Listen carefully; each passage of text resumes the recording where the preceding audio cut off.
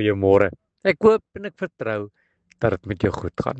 Ek wonder of jy al gevoel het dat niemand gee vir jou om nie. Niemand dink aan jou nie. Niemand sien dit wat jy doen nie en niemand waardeer dit wat jy vir hulle aanpak. Die tyd wat jy spandeer om dinge vir hulle te doen nie. En dit kan baie maklik raak om mismoedig te voel en te voel ongewaardeerd en te voel asof jy maar net 'n nommer is, net 'n getal, net iets wat iemand uit 'n kas uithaal wanneer hulle moet kos kry of 'n skottelgoed was of onbelangrik. Maar weet jy wat?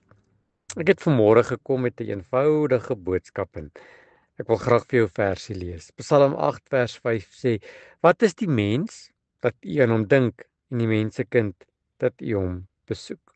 Ek wil vanmôre vir jou sê dat ek en jy is meer as net stof. Wanneer ou Dawid, want hy was 'n groot man in die Bybel, na die sterre kyk, na die hemelruim kyk en dit wat om hom is, dan voel hy klein. Die hemel is uitgestrek en die skepping is oorweldigend vir hom. En tog vra hy dan verwonderend hierdie vraag wat so baie deur die mensdom gevra is. Wat is die mens? Nie uit 'n twyfelhart nie, maar uit verwondering. Die mens is broos, gemaak uit stof, kortstondig en feilbaar en vol foute. Ons lewens voel partykeer klein oor die grootheid van hierdie ou wêreld en al die probleme wat ek en jy moet dra. Tog sê die Bybel iets ongelooflik. God dink aan ons. Wat is die mens? Stof, maar God dink aan ons. Meer nog, hy besoek ons. Dit beteken dat God is nie ver nie. God is nie onbetrokke in jou nie. Hy sien jou raak.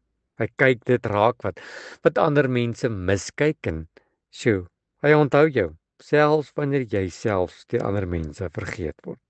Psalm 8 wys dat ons waarde nie lê in wat ons bereik, wie ons het en wat ons ken.